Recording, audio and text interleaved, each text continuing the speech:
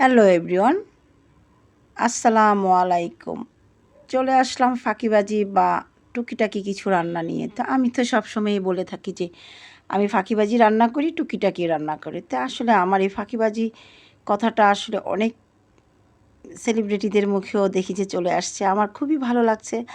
আমার এই ফাঁকিবাজি কথাটা হয়তো অনেকেরই পছন্দ হয়েছে। তা আমারও ভাল লাগে যে আমি সবসময়ই তো বলি যে আমার অলসতায় কাজ করে রান্না করতে ইচ্ছা করছে না। আচ্ছা কিছু একটা করে নিই বা আজকে বাজার নেই, কোনো মতে ঠ্যাক-ঠুক দিয়ে চলো। মানে আমি সবসময় এরকম করেই চলি। আর যেদিন বাজার করি তো করি দেখেন না খুব বড় গলায় বলে বাজার করি আর রান্না করি, তাই না? দেখতেই পান।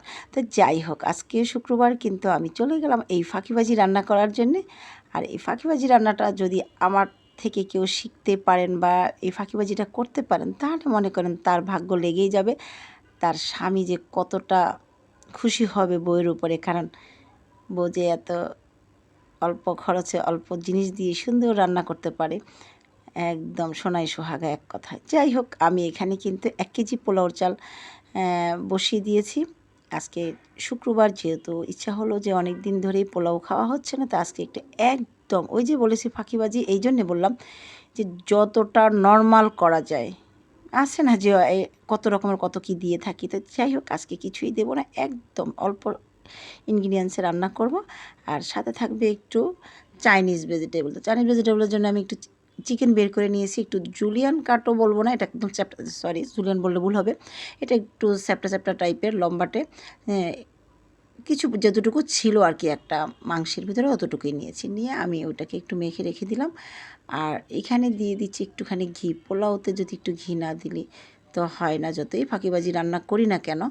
তারপরে আমি এখানে যে চিকেনটা মেখে রেখেছিলাম এখানে দিয়েছি লেবুর রস, গোলমরিচের গুঁড়ো, একটু সয়া সস, ফিশ সস, আদা রসুন, একটু ইচ্ছা হয়েছে আজকে যে একটু টেস্টিং সল্টটা দেই, কিন্তু দেই না কখনো, আজকে একটু দিলাম।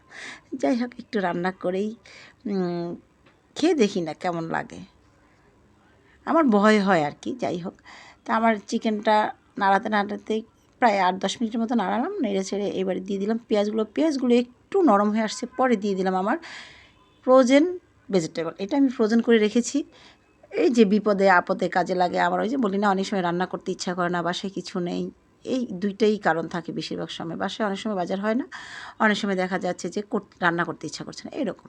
তো কিছু কিছু জিনিস আছে আমি ফ্রোজেন করে রেখে দিই। তো এই যে আমি ফ্রোজেন করেই রেখে দিয়েছিলাম বলেই কিন্তু আজকে আমার এইটা কাজে লাগছে। এইসব যখনই আমি বাজার নিয়ে আসি আমি কিছু না কিছু জিনিস কিন্তু তুলে রাখি এরকম করে, যে যখন আমার খেতে ইচ্ছা করবে বা রান্না করতে ইচ্ছা করছে না এরকম কিছু বের করে করতে পারবো। আর এখানে দিয়ে দিলাম কর্নফ্লাওয়ার, একটু গোলমরিচের গুঁড়ো একসাথে মিক্স করে দিয়ে দিয়েছি। আর আজকে এখানে কোনো সসের ব্যবহার করব না, আমি খুব একটা করিনি, আমি করি মানে সসটা দেই, খেতে ভালো লাগে, কিন্তু কালারটা একদম একটা কালচে কালার চলে আসে বা ফ্যাকাশে কালার বা যে কোনো একটা মানে তার ইচ্ছা মতো একটা কালার ধারণ করে। তো যাই হোক আমি আজকে একদম সাদা রাখবো আর সাদা বলেই খাবো। পোলাওটাও তো একদম কি বলে যে কোনো কিছুই মিক্স করিনি আমি। অন্য সময় তো ভেজিটেবল দেই, এই দুধ মিক্স করি বা আছে না অনেক কিছুই, যাই হোক অ্যাটসেট্রা। তারপরে চলে গেলাম আমি এখানে একটা মুরগির রান্না করব। তো মুরগিটা আমি কি আসলে ভুনা বলবো না দু পেঁয়াজা বলবো, আমি আসলে এটার সঠিক নাম বলতে পারছি না। আমি খেয়েছি কিন্তু আমি আসলে ২-৩ বার রেসিপিটা জানতেও চেয়েছি, জেনেছিও, কিন্তু আমি মাথায় রাখতে পারিনি। তো আজকে ইচ্ছে হলো যে না আজকে আমি রান্না করি। তো সেই চিকেনটাই রান্না করতে আসলাম, জানি না আন্দাগন্দা রান্না করা শুরু করে দিয়েছি, কিছু একটা তো হবেই, তাই না? আর যারা রান্না জানি তারা যে পথেই যায় যেখানেই যায় যেভাবেই রান্না করি না কেন একটা না একটা কিছু হবেই। তো সেই হিসাব করে একটা না একটা কিছু হবে বলেই কিন্তু আমি রান্নাটা শুরু করে দিলাম। আর এখানে খুবই সামান্য যতটা অল্প মশলা দেয়া যায় ততটাই অল্প মশলা দিতে হবে। এখানে বেশি মশলা শুধু পেঁয়াজের ব্যবহারটা বেশি করতে হবে। সরি, দুর্ভাগ্য যে আমার আজকে পেঁয়াজটাও পরিমাণে খুবই কম ছিল, কিন্তু ৩টা আইটেমই প্রচুর পরিমাণে পেঁয়াজ লাগবে। ৩টা বলছি ৪টা সালাদও আছে সাথে। তো সেই হিসাবে আমার অনেকগুলো পেঁয়াজই লাগবে। তো চেষ্টা করেছি সব কয়টার মধ্যেই খুব বেশি না পারি মিনিমাম দেওয়ার। তারপর দিয়ে তো রান্নাটা করা হয়ে যাচ্ছে। এই যে পেঁয়াজের যে বেরেস্তাটা করি এটা কিন্তু ক্রিসপি না, একদম নরম যে বেরেস্তা বা একটু নরম হয়ে আসে আর কি পেঁয়াজটা, সাথে একটু কাঁচামরিচও দিয়ে দিয়েছি। তো দিয়ে আমি রান্না করলাম। আজকে আমি জানি যে এটা যদি আমার সে বড় আপু দেখে ফেলে তাহলে হয়তো আমার ভুলটা ধরতে পারবে, ধরে দিলেই কিন্তু ভালো হবে।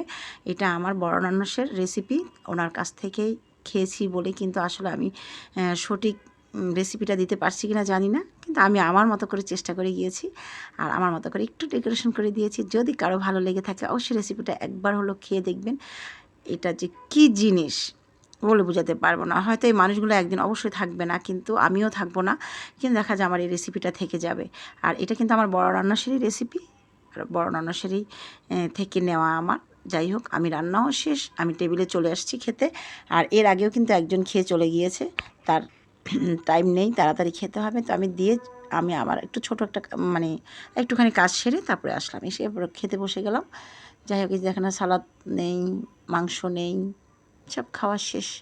এতটাই মজা হয়েছে যে কেউই রাখবে না আর। তো যাই হোক,